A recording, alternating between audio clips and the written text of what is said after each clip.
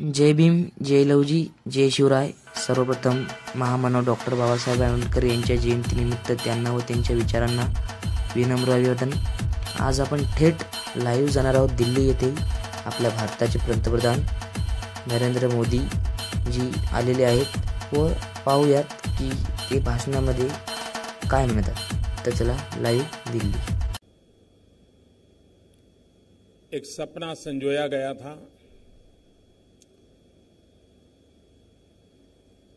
आम्बेडकर जी के प्रति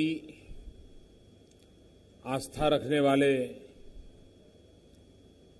सभी महानुभावों ने सक्रिय होकर के एक विश्व स्तरीय केंद्र बने, उस दिशा में प्रयास किए थे. सरकार में फाइलें चलती रही, विचार विमर्श होता रहा.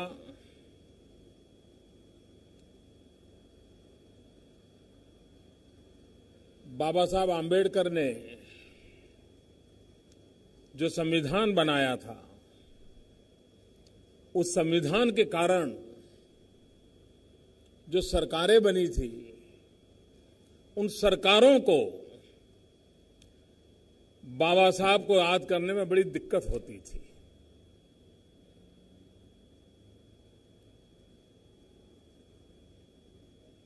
इतने साल बीत गए,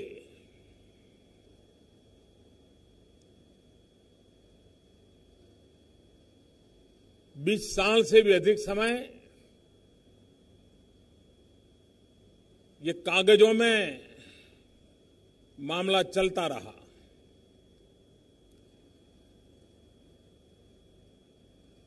जब मेरे जिम्मे काम आया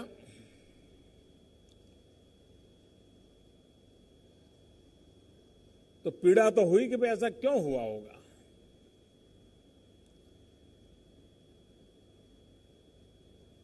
लेकिन मैंने ये तय किया है, भले 20 साल बर्बाद हुए हो, लेकिन अब हम 20 महीने के भीतर भीतर इस काम को पूरा करेंगे.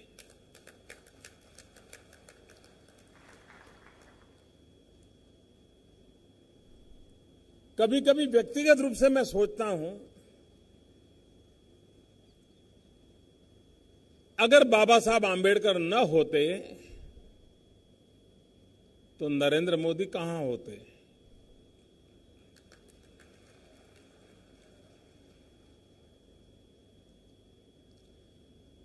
जिस पार्श्वभूमि में मेरा जन्म हुआ, जिस अवस्था में मैं पैदा हुआ, पला बढ़ा,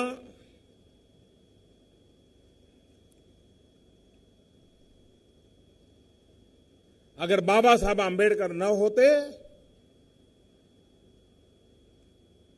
तो मैं यहां तक नहीं पहुंच पाता.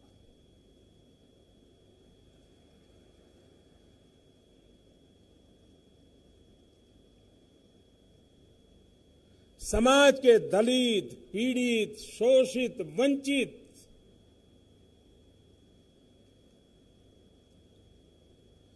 सिर्फ उन्हीं का भला किया ऐसा नहीं. और कभी कभी मैं जब ये सुनता हूं तो मुझे बड़ी पीड़ा होती है कि बाबा साहब आम्बेडकर दलितों के देवता थे. जी नहीं, वो मानव जात के लिए थे. और न ही सिर्फ हिंदुस्तान में, विश्व भर के दलित, पीड़ित, शोषित, वंचित, उपेक्षित, उन सब के लिए वे एक आशा की किरण थे. और हमने भी गलती से भी बाबा साहब को छोटे दायरे में सिमट करके उनको अपमानित करने का पाप नहीं करना चाहिए. इतने बड़े मानवीय थे. अब कल्पना कीजिए वो समय, और जीवन भर हम देखें बाबा साहब को, वो सामाजिक अनटचेबिलिटी के तो शिकार थे ही थे, लेकिन मरने के बाद भी पॉलिटिकल अनटचेबिलिटी के शिकार बने रहे। देश को न सामाजिक अनटचेबिलिटी चाहिए, देश को न राजनीतिक अनटचेबिलिटी चाहिए। और इसलिए बाबा साहब का जीवन और उन्होंने संदेश भी क्या दिया, आज 21वीं सदी में भी हर सरकार के लिए वही काम मुख्य है जो बाबा साहब कह के गए। उन्होंने क्या संदेश दिया? शिक्षित बनो, संगठित बनो, संघर्ष करो। शिक्षित बनो। आज भी भारत की सभी सरकारें, उनके सामने ये प्रमुख काम है कि हम 100% लिटरेसी की ओर कैसे आगे बढ़े, उस लक्ष्य को कैसे पार करें। हम बाबा साहब आंबेडकर के 125 मनाने जा रहे हैं, तब बाबा साहब ने हमें जो मंत्र दिया है, शिक्षित बनो, समाज के आखिरी छोर पर बैठे हुए इंसान को अगर हम शिक्षित बनाते हैं तो बाबा साहब को उत्तम से उत्तम श्रद्धांजलि होगी। 125 साल मनाने का वो उत्तम से उत्तम तरीका होगा, क्योंकि ये वही लोग हैं जो अभी भी शिक्षा से वंचित रह गए, जिनके लिए बाबा साहब जीते थे, जीवन भर जूझते थे। और इसलिए हमारे लिए एक सहज कर्तव्य बनता है, और उस कर्तव्य का पालन भारत को ऐसा संविधान मिला है जिस संविधान में द्वेष और कटुता को कहीं जगह नहीं है। आप कल्पना कर सकते हो, दलित मां की कोख से पैदा हुआ एक बालक जिसने जीवन भर जाति के नाम पर कदम कदम अपमान सहा हो, सम्मान से जीने के लिए कोई व्यवस्था न हो, ऐसे व्यक्ति के दिल में कितनी कटुता, कितना रोष, कितनी बदले का भाव हो सकता था।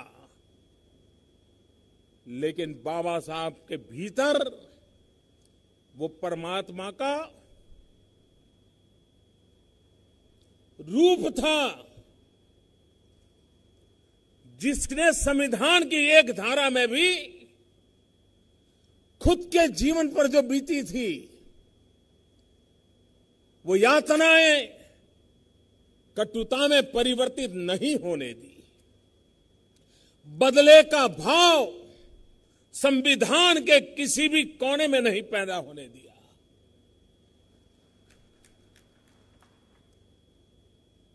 इतिहास कभी तो मूल्यांकन करेगा कि जीवन की वो कौन सी ऊंचाइयां होगी इस महापुरुष में, कि जिसके पास इतना बड़ा दायित्व था, वो चाहते उन स्थितियों में ऐसी बात करवा सकते थे, लेकिन नहीं करवाई।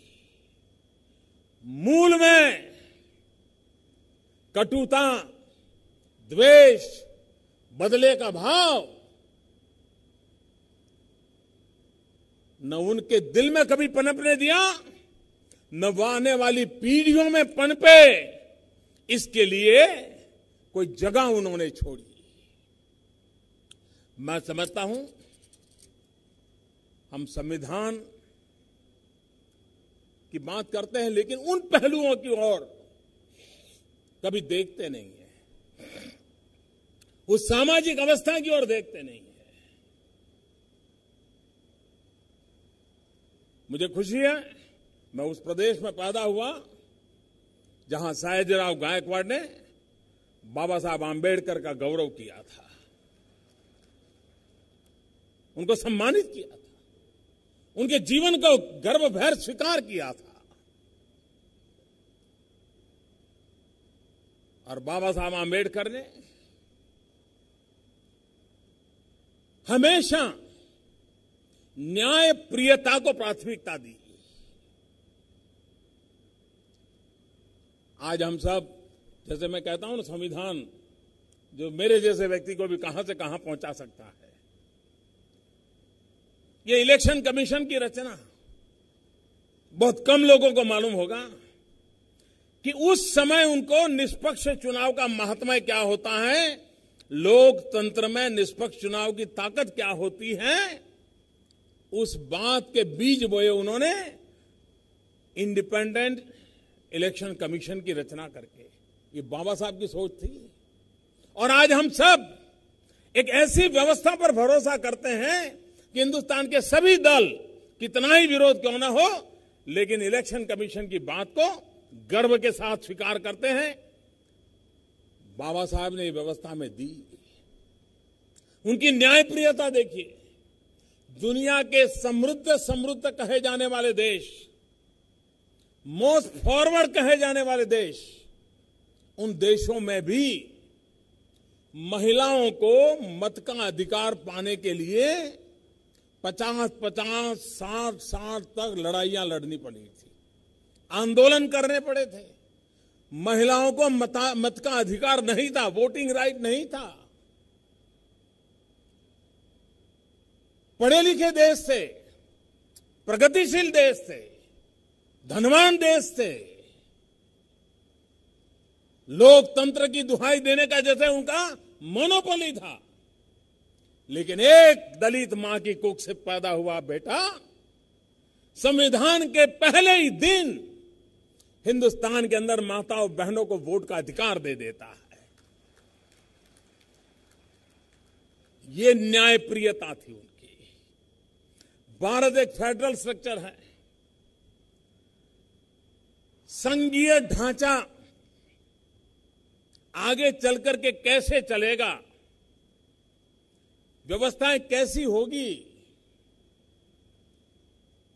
मैं नहीं मानता हूं सामान्य मानवी 50-60 साल के बाद क्या होगा वो देख पाता है। मैं नहीं मानता हूं। आज हम देखते हैं हमारे संघीय ढांचे को मजबूत बनाए रखने के लिए कितनी कितनी बारीक बारीक चीजों पर ध्यान देना पड़ता है। और फिर भी कहीं न कहीं तो कोई गलती रह जाती होगी। ये बाबा साहब आंबेडकर थे जिनको इस बात की समझ थी कि उन्होंने संविधान की रचना के साथ एक स्वतंत्र फाइनेंस कमीशन की कल्पना रखी। जो फाइनेंस कमीशन केंद्र और राज्यों के आर्थिक संबंधों और संतुलन और धन के वितरण की व्यवस्था को स्वतंत्र रूप से गाइड करता है। और आज भी वो व्यवस्था पर सब भरोसा करते हैं और चलते हैं। इस बार राज्यों को 42% तक राशि मिली है। हिंदुस्तान के इतिहास की बहुत बड़ी घटना है ये।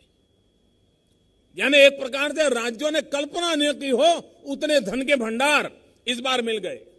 पहली बार ऐसा हुआ है कि देश की टोटल जो तिजोरी माने राज्य और केंद्र की मिलकर के तो करीब 60% से ज्यादा,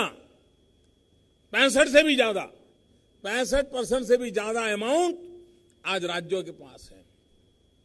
भारत के पास मात्र 35% अमाउंट है। ये ताकत राज्यों को कैसे मिली है? इस सरकार के समय निर्णय हुआ एक बात है, लेकिन मूल बाबा साहब आंबेडकर की उस सोच में पड़ा हुआ है, तब जाकर के हुआ है। और इसलिए समाज के अंदर जब हम इन चीजों की ओर देखते हैं तो लगता है कि भाई क्या हमारी आने वाली पीढ़ी को इस महापुरुष के कामों को समझना चाहिए कि नहीं समझना चाहिए? इस महापुरुष के विचारों को जानना चाहिए कि नहीं जानना चाहिए? क्या हमारी आने वाली पीढ़ियों ने इस महापुरुष के आदर्शों से को में से कुछ पा करके जीने का संकल्प करना चाहिए कि नहीं करना चाहिए? अगर ये हमें करना है तो जो आज हम व्यवस्था को जन्म देने जा रहे हैं, जो 20 महीने के भीतर भीतर गतिविधि उसकी शुरू कर दे, मेरी अपेक्षा है। ये आने वाली पीढ़ियों की सेवा करने का काम है और ये कोई सरकार उपकार नहीं कर रही है। मोदी सरकार भी उपकार नहीं कर रही है। एक प्रकार से समाज ने अपना कर्ज चुकाना है, ये कर्ज चुकाने का एक छोटा सा प्रयास है। और इसलिए मैं समझता हूं कि बाबा साहब के माध्यम से जितनी भी चीजें हमारे सामने आई हैं, हम कभी कभी देखें बाबा साहब विमेन एम्पावरमेंट, इसको कितना बारीकी से देखा है। आज भी विवाद होते रहते हैं। उस समय बाबा साहब की हिम्मत देखिए। उन्होंने जिन कानूनों को लाने का में सफलता पाई, जो हिंदुस्तान में विमेन एम्पावरमेंट के लिए एक बहुत बड़ी ताकत रखती है। ये बाबा साहब का प्रयास था कि जिसके कारण हिंदू मैरिज एक्ट 1955 बना। ये बाबा साहब का पुरुषार्थ था कि हिंदू सक्सेशन एक्ट 1956 बना। Hindu minority and guardianship act 1956 बना। हिंदू एडॉप्शन और मेंटेनेंस एक्ट 1956 बना। ये सारे कानून समाज के उन लोगों को ताकत देते थे, विशेष करके महिलाओं को। ये बाबा साहब की विशेषता थी। आज भी मैं जब लोगों से बड़े बड़े भाषण सुनता हूं तो मैं बड़ा आश्चर्य होता है कि काश इस प्रकार के भाषण करने वालों ने कभी बाबा साहब आंबेडकर को पढ़ा होता। खैर, वो तो उनको गले लगाने के लिए तैयार नहीं थे, तो उनके जाने के बाद पढ़ने के लिए कहां से तैयार होंगे? कोई कल्पना कर सकता है कि दुनिया में लेबर रिफॉर्म की बात कहें तो कम्युनिस्ट विचारधारा की चर्चा होती है। लेबर रिफॉर्म की चर्चा करें तो लेफ्टिस्ट विचारधारा के खाते में जाता है। लेकिन बहुत कम लोगों को मालूम होगा कि जब ब्रिटिश सल्तनत थी, अंग्रेज वायसरॉय यहां बैठे थे और उस काउंसिल के अंदर 1942 में बाबा साहब आंबेडकर की ताकत देखिए। भारत के मजदूरों का अंग्रेज सल्तनत शोषण करती थी, एक्सप्लॉयटेशन होता था। ये बाबा साहब की ताकत थी कि 1942 के पहले मजदूरों को 12 घंटे काम करना पड़ता था।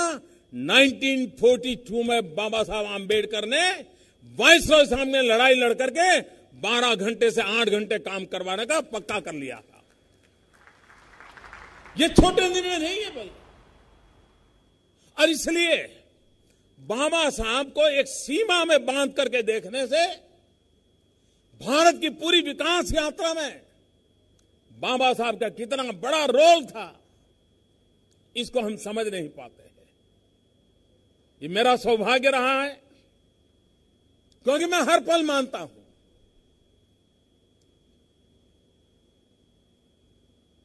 और अपने जीवन को देख करके मुझे हर पल लगता है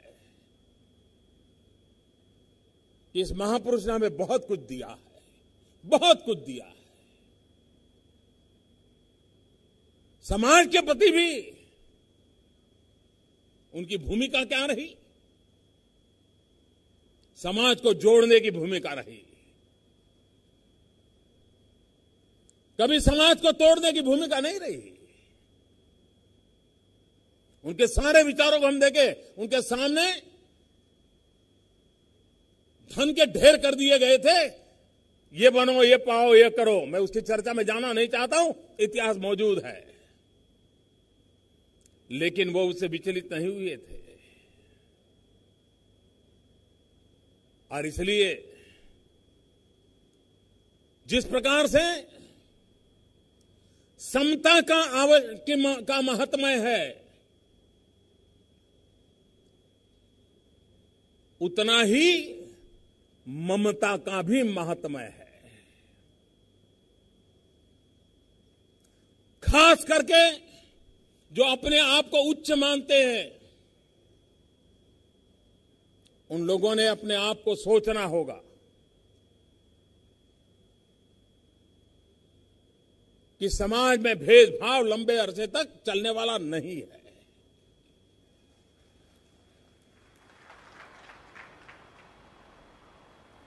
इसे स्वीकार करना होगा। और भारत जैसा देश जो विविधताओं से भरा हुआ है, उसमें सामाजिक एकता एक बहुत बड़ी अहमियत रखती है। बाबा साहब के 125 वर्ष बना रहे हैं, तब सामाजिक एकता के युगल को हम कैसे ताकतवर बनाएं। और इसलिए मैं कहता हूं, समता प्लस ममता इज इक्वल टू समरसता। समभाव प्लस मम भाव इज इक्वल टू समरसता। और इसलिए अपनापन, ये मेरे हैं, ये मेरे ही परिवार के अंग है, ये भाव हमें जी करके दिखाना होगा। और मुझे विश्वास है कि ये जो हम प्रयास शुरू कर रहे हैं, उस प्रयास के माध्यम से समाज की धारणा बनाने में, समाज को सशक्त बनाने में, संविधान की लेटर एंड स्पिरिट, उसको कोई चोट न पहुंचे, उसकी एक जागरूक भूमिका अदा करने के लिए एक प्रकार से चेतना केंद्र बनेगा। ये विश्व चेतना केंद्र बनने वाला है। उस सपने को लेकर के हमने देखना चाहिए। हम मार्टिन लूथर किंग की तो बात कर लेते हैं, लेकिन बाबा साहब को भूल जाते हैं। और इसलिए अगर हम मार्टिन लूथर किंग की बात करती है दुनिया, तो हमारी कोशिश होनी चाहिए कि दुनिया जब मार्टिन लूथर किंग की चर्चा करे तो बाबा साहब आंबेडकर की भी करने के लिए मजबूर हो जाए। वो तब होगा जब हम बाबा साहब का सही रूप, उनके विचारों की सही बात, उनके काम की सही बात दुनिया के पास सही स्वरूप में प्रस्तुत करेंगे।